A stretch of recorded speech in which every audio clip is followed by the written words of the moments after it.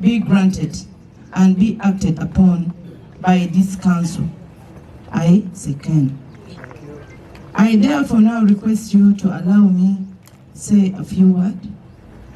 Mr. Speaker, sir, having known our father being a very kind-hearted person and a social person who has interacted with many young people, he has also loved a lot of young people.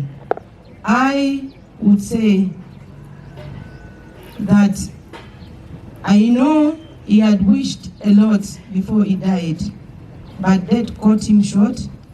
That we regret of that.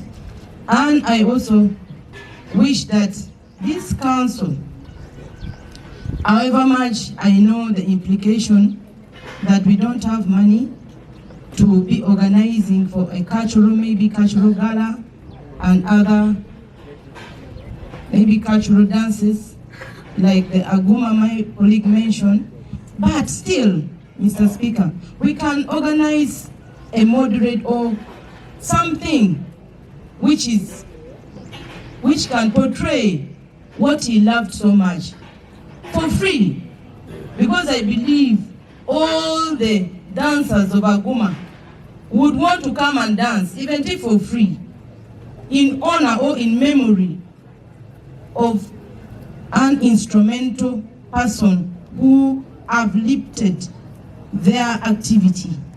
I believe the dancers or the groups that have been performing or that he has been promoting in his time when he was still alive would love that.